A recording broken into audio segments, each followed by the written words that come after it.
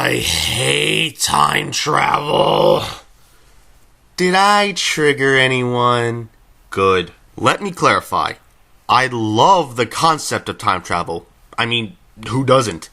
Being able to go to various points in history and see how things were and how things will be, and maybe even altering things for the better. The main problem I have is usually with the execution. So many time travel stories end up making little to no sense. Paradoxes, unstable loops, multiverse, the list goes on and is never consistent. Like, there should be set rules, yet most people seem to make it up as they go along. Wish we just figured it out for real. We wouldn't have this issue. Can we call up Einstein from his grave and see what he thinks about all this? Stop messing with my work. Regardless, here are just a few examples of multiple different kinds of time travel through certain examples in media, and I hope that you will understand why it can be so confusing and that I hate it for that reason. Let's start off simple enough with Terminator 1. Honestly, it's pretty stable here. Man is sent back in time by rebel leader John Connor to prevent the state of the future and is followed by a robot that wants to kill John's mother before he's born. Robot gets destroyed, mom gets knocked up, and it's all pretty much a downer ending as everything that tried to change happens anyway. But there aren't really any problems. It's a nice loop. The timeline makes sense. Maybe the only flaw would be John Connor's dad being from his time and not his mom's time, so when did that start? Terminator 2, not as much. Don't get me wrong, I can clearly see why it is a great movie, but it seems like a weaker time travel story than the first, as the loop seems a little less stable, because now we see John as a kid, but is now saved by a reprogrammed T-100, even though we are never aware that they can be reprogrammed, or that the liquid ones even existed. And as for the rest of the series, yeah, I'm not touching them. Back to the Future is a very fun movie, but tell me how it manages to be coherent. So, Marty's original life has just been rewritten?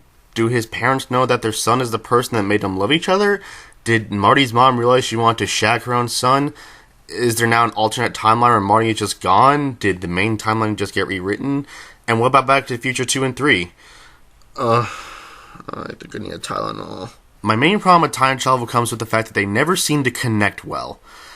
Here's an example, using Jack 1 through 3. So this is what I call a straight loop. It doesn't make much sense, but I'll explain in a second. So, for example, let's use the Jack and Daxter series. So you have Jack 1, Jack 2, Jack 3, right? So, the first game happens, the story happens, yada, yada, yada. Then they get to the future in the second game, and we find out that Jack is actually from the future, and he turns back in time. So it's a nice little loop, right? But then Jack 3 happens, so the story continues. But Jack goes back in time to go find himself again, and his past self goes back while he still continues, and you can see, straight loop. It doesn't make much sense. And then we have Dragon Ball, which is even more of a mess, but I'll try. So you have the main timeline, yada, yada, yada. You have Trunks' timeline and stuff like that, where he comes back and everything. We also have a third timeline where most of the events happen, but Cell kills Trunks and goes back to the main timeline, while we also have Trunks in our timeline.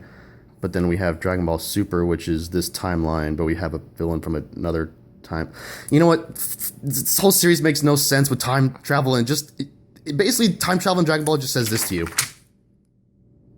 To see a much better explanation of how bad Dragon Ball's time travel really is, watch the video made by PlagueofGripe. 2/3 of Ocarina of Time's timeline works.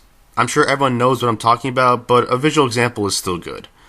Having multiple universes like Dragon Ball can work, but only if it makes sense. That way the time stream is not all messed up, and two different realities can coexist with no problems.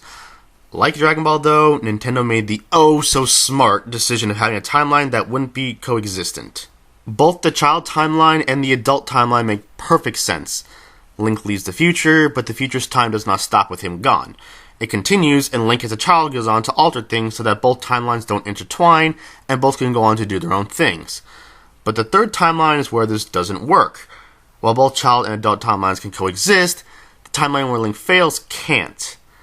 I hope that this is self-explanatory, but for those who aren't listening all that much, you can't be alive and dead at the same time. So the timeline is not parallel timelines, but multiple universes?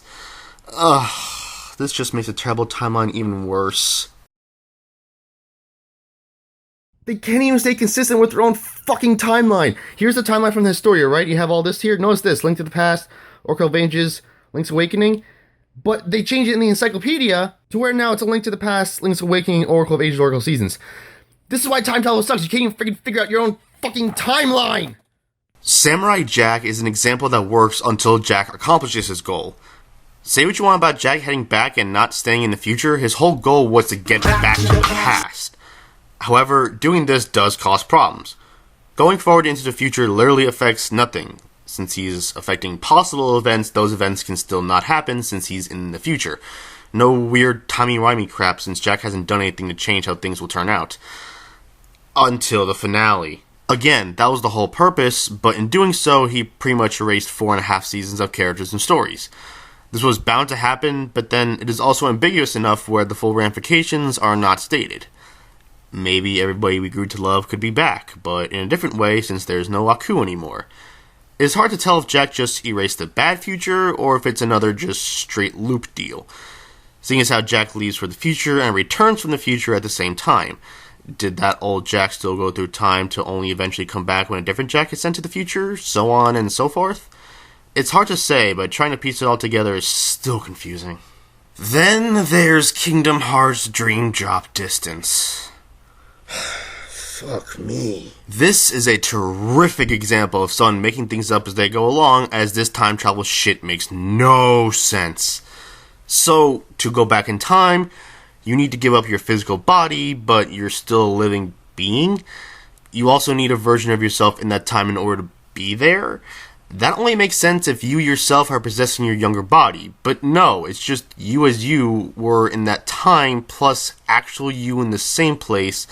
And for going forward in time and then returning back to your original time, you will forget what happened, but your heart will remember. Oh god, that is so cheesy and asinine, it makes me physically sick. Kingdom Hearts 3 also now has to build on this, and the time travel stuff it gets so stupid that actual time paradoxes happen. They somehow alter the timeline without anything changing. And it's just a mess to explain and figure out. Seriously, none of it works, and this is a prime example of why there needs to be rules for time travel. I don't care if it's not possible for real yet, so we have no idea how it actually works. All this is confusing and hurts my tiny brain. We have robotic rules, and they seem consistent enough, though no robots are self-aware and won't follow the rules anyway. Why can't we get rules for a theoretical occurrence? The only way I could think that time travel could work is something that wouldn't be possible. You know, besides time travel itself. It would have to be that we cannot interfere with the events in front of us. We can travel to any point in time, but we can only be observers. That way, not only would no one interfere with time and cause huge amounts of problems, but history books can finally be accurate, so that's good. Even though people still ignore it even with these facts because we just have to have this romanticized version of the world where nothing bad's ever happened, even though those bad occurrences help shape so many things in history and should be remembered so we know what to do and not what to do, what not to do. Oh, shit, sorry. Got a little too real there. Where was I? It just seems like no one has really found a way besides paradoxes, and those can get incredibly complicated. I might be looking too much into it, or I could just be stupid. Yeah, that's probably the answer that makes the most sense.